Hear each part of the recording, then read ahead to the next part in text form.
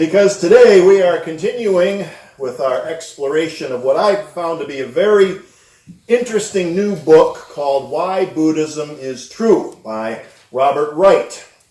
And last week we started looking at one of the core ideas from Buddhism, according to this book, and that core idea is this: the reason we suffer and the reason we make other people suffer is that we don't see the world clearly. At the heart of the Buddhist meditative practice is a radical promise. We can learn to see the world, including ourselves, more clearly, and so gain a deep and morally valid happiness. Our view of reality is indeed often distorted and incomplete. Why? Because we're all a bunch of animals. Or at least our ancient ancestors were. And natural selection worked on them the same way that it worked on every other living thing, and still does for that matter. But arguably, natural selection worked better for our species because it resulted in a form of consciousness that we don't find anywhere else in this part of the universe. I won't speak for the entire universe, it's way too vast. But based on what we know, which is admittedly a small percentage of the universe, our type of consciousness does not exist any other place that we know of so far. It's worked extremely well for us because if survival were based purely on physical traits, we wouldn't stand a chance. We're not the strongest. We're not the fastest. Our teeth, our claws are ridiculous compared to the lions and tigers and bears. Oh my. Some of you are paying attention. See, that was a test. I'm going to try that again. The lions and tigers and bears. Oh my. Yes. Well, forget about the lions and tigers and bears. Even our pets. Isn't that good? Yes, I like that. Oh, very good. Our pets think we're pathetic. They do. Have you ever had a dog or a cat? They catch something out there in the yard and they bring it back home and they drop it at the doorstep, or they bring it inside. I've heard about cats that will bring something inside that's still alive and that you really don't want in your house.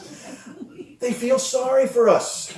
They pity us. They take one look at us and they conclude that we're incapable of hunting successfully. And yet, which one is wearing the collar and obeying commands? Well, maybe not so much the cats, but you get the picture. Human beings, we are the apex predator, not by virtue of physical prowess, but because of consciousness. It gives us an advantage, and have we ever exploited that advantage? Not always for the highest and best. And along with that advantage comes huge responsibility, which we have yet to fully embrace. And we also pay a big price for that advantage.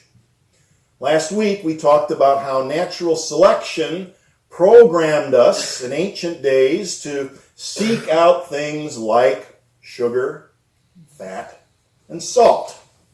Those things were essential to life, and they were very hard to come by in the wilderness back when our ancestors were hunters and gatherers. Today, those things are around us in such abundance that it's very easy for us to overdo it if we obey those urges put into us by natural selection. If we obey those urges, it can be bad for our health. The part of our brain that evolved all those years ago sees the donut and says, excellent, go for it. The more recently evolved part of the brain is remembering what the doctor said about laying off the fat and sugar. So what do we get? Conflict. Guilt, things like that. Animals don't go through that. An animal sees something, it says, I need that, it eats it, it's not remembering what mom said or the doctor said or anything like that. No guilt, no conflict. But for human beings, there are two parts of the brain that seem to be fighting each other. Isn't that strange? Isn't that strange? The drive to procure the forbidden donut, like our friend Homer Simpson up there. The drive to procure the forbidden donut is a feeling that we cannot trust. It says these things are good. We need them, even that it will bring happiness. But is that true? Oh, no, it is not. And yet it has amazing power. It has power over us, or at least it has enough power that we often have to consciously resist it. Which brings us to one of the major differences between Buddhism and traditional Christianity. Because the church teaches us that the reason we do things that aren't good for us is that we are tempted by the devil. The devil made me do it. Yeah, it's such a common explanation, a common excuse, common cop-out, whatever you want to call it, that even the Simpsons picked up on it, right? There's Homer. He's got the angel on one shoulder, a little red devil on the other shoulder. One says, eat the donut, and the other one says, think about your arteries. It's become embedded in our pop culture. Buddhism says it's all on us. It's all on us. We're responsible 100% for dealing with our feelings, our cravings, our urges, and all those kind of things. We don't get to blame a supernatural evil entity, which is the way it is in unity as well. I always say no Satan, no devil, no problem. And there are folks who have a hard time with that. They have a hard time with the level of personal responsibility that creates. It means we actually have to do something. We can't go blaming things outside of us. We don't get to rely on a supernatural savior. We don't get to blame demons for our problems. It isn't about mouthing certain catchphrases and blindly following rules. And Buddhism is even more demanding than that, which I think is one of the reasons why Buddhism started gaining so much popularity in the late 60s. It's a bit of a paradox, something that is that demanding that caught on in hippie culture. But think of it, young people back then, they were rebelling against anything that was authoritarian and required blind adherence to rules, which were, admittedly, often arbitrary and unreasonable. Remember the chant of the 60s? One of the chants of the 60s? Power to the people. Buddhism said, you already have the power. You have it already. You decide how you want to live your life. You have the power, but with it comes responsibility, which is the part that was most often ignored or missed. Remember, the 60s was also the time of tune in, turn on, drop out. If it feels good, do it. There we have those pesky feelings again, which Buddhism says are not to be automatically trusted. And it's not just the stuff that feels good that can mislead us. Here's another example he gives in the book. Imagine you're hiking in an area that's known to be inhabited by rattlesnakes. Actually, around here, you don't really have to imagine it, right? They're all around us when you go hiking. You've heard a story about someone who was bitten by a snake recently and almost died. So, you're hiking through the same area. You're being cautious. You might even be a little, shall we say, hyper-vigilant. And every little rustle in the underbrush can trigger the flight or fight response under those circumstances. Every little rustle sets off the alarm. Snake. Have you ever mistaken a vine or a fallen branch for a snake? I mean, sometimes we're so hyper-vigilant that we might actually see a snake, something that's not there. A vine, a fallen branch, or maybe it was a rock or a stump that looked like some other kind of dangerous critter. False alarms, false positives that helped us survive. Natural selection again. You can have 9 out of 10 false positives, but it's number 10 the one that's the real deal, that makes it all worthwhile if you succeed in avoiding death and get to pass your genes along to the next generation. 9 out of 10 false positives. 9 situations where you have the unpleasant sensation of fear, pounding heart, sweaty palms, and maybe even seeing something that isn't really there. And natural selection says, great. It's worth the price if it leads to survival. Okay, one more example that might even be more common. The worry, anxiety, and general discomfort that comes from self-consciousness. Call it performance anxiety, stage fright, self-consciousness. It can be most unpleasant. It can make it hard to sleep the night before a presentation. It can make you feel tongue-tied and forgetful and all of those kind of things. Now, granted, a certain amount of anxiety can be used to energize us or motivate us maybe to improve, but for the most part, we do a lot of worrying. We have a lot of anxiety that is completely counterproductive. We imagine things that never actually happen. We don't just imagine the things, but we also imagine the feelings, the unpleasant feelings that go along with it, and we experience those feelings even though it hasn't actually happened. Now, there's a section in the book where the author talks about his own personal experience with this situation, which is actually worth sharing in full. Here's how he describes it. He says, I've been known to lie awake the night before a big presentation, worrying that if I don't get to sleep, I'll do a bad job the next day. Actually, that's an oversimplification. I don't just worry about not getting to sleep. For the sake of variety, I periodically interrupt that worry with bouts of self-loathing for being the kind of person who would worry so much about not getting to sleep that he'd be unable to get to sleep. Then after my rage has subsided, I get back to the important business of worrying so much about not getting to sleep that I can't get to sleep. Anybody know what that's like? Yes. Powerful, unpleasant thoughts and feelings because of natural selection. Here's how it works. He says, we're designed by natural selection to care, and care a lot about what other people think of us. During evolution, people who were liked, admired, and respected would have been more effective gene propagators than people who were the opposite. Of course, in our modern world, we've come to discover that people really don't pay all that much attention to us, right? The stupid thing that we did is not remembered by the entire audience, if by any one single person in the audience. In fact, there's a section in the book where Robert Wright said something about how his mother once told him that we wouldn't worry so much about how much people think about us if we realized how little they really do think of us. That's a fact. That's a fact. And yet those feelings will tell us otherwise. Okay, so there's a couple of things we can take away from all of this. Number one, our feelings weren't designed to depict reality accurately, even in our natural environment.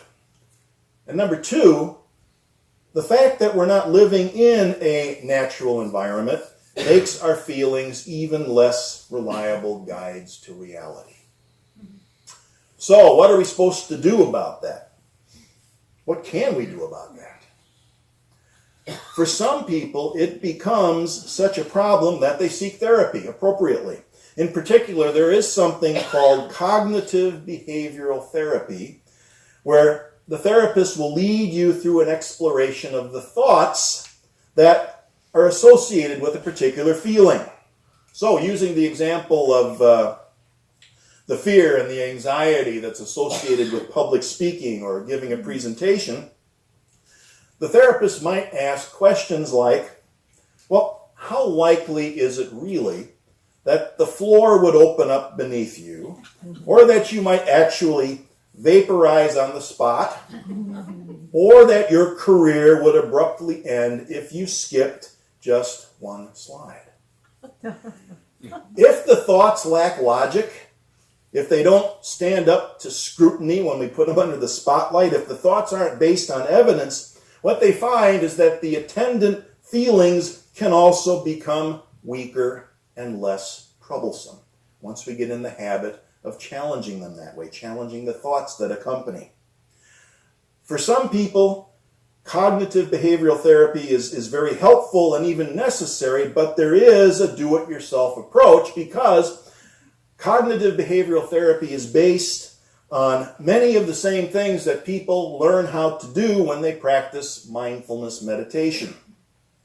In fact, there's a whole new field that's opening up now that's called mindfulness-based cognitive behavioral therapy.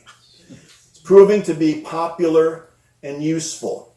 But at the root of it all, we get back to the idea of personal responsibility. We're doing something.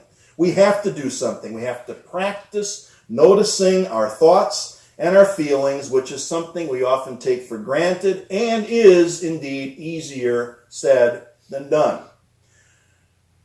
I've been teaching meditation here now since 2004, and every single time we do a class, inevitably someone comes up to me after the class and says, I can't do it. I can't meditate because my mind won't shut up. It won't stop chattering. I can't stop thinking. And interestingly, the author had the same experience as a student. And he told the teacher that he couldn't meditate. And here's how the dialogue went for him. So the teacher says to him, so you notice that your mind keeps wandering? And Robert says, yes. And the teacher says, that's good. Robert says, it's good that my mind keeps wandering. The teacher says, no, it's good that you notice that your mind keeps wandering. And Robert says, but it happens like all the time. And the teacher says, that's even better. It means you're noticing a lot. That's a familiar conversation. And there it is. How can we hope to possibly be able to even start correcting our faulty picture of reality if we're not even aware of the feelings and the thoughts that give us this faulty picture in the first place? And at first, when the author had that conversation with his teacher, he felt that the teacher was patronizing him. Isn't that interesting? We get back to a feeling again. He felt patronized. And in the tradition of cognitive behavioral therapy, he decided to examine the accompanying thoughts that went along with that feeling. And here's what he concluded. He said, my teacher was right. By frequently noticing that my mind was wandering, I was breaking new ground. In my ordinary workaday life, when my mind wandered, I would follow it over hill and dale, not even aware that I was being led. Okay? Huge. That's a big realization. He learned an important thing about feelings and their accompanying thoughts. They are designed to feel right and true. They're designed to convince us to follow them and not look at them objectively or to question them even when they're misleading us because, again, they have an ulterior purpose in mind. So, here's another takeaway for today. If we learn how to look objectively and mindfully at the contents of our wandering mind, we're going to get better at seeing them in everyday life. If we set aside a time to observe them, to look at the contents mindfully, the feelings and the thoughts, we'll get better at seeing them during other times in everyday life, which means that life is going to be less governed by misleading or unproductive feelings. That's a good start. And this is another core idea, which I hope you're not feeling like it's anticlimactic or that is that all there is, because misleading and unproductive feelings are, I think, at the root of most of the challenges we face in the world today, large and small, from anxiety and envy all the way up to greed and racism and everything in between. You know, a funny thing happened This was back in the late 50s and 60s when the health and fitness craze started to get underway. When people started watching their diet, when they started getting more exercise, when there was a conscious and intentional approach to educating children in schools about diet and exercise, when physical education programs were introduced in the schools and caught on with adults, people around the world started to get healthier and live longer. You can see the statistics that prove it. What do you think would happen if we started practicing mindfulness the same way that people started developing healthy eating and exercise habits back in those days? What might happen when more and more people start watching their feelings and thoughts? I know. Let's try it. And we'll talk more next week. Thank you.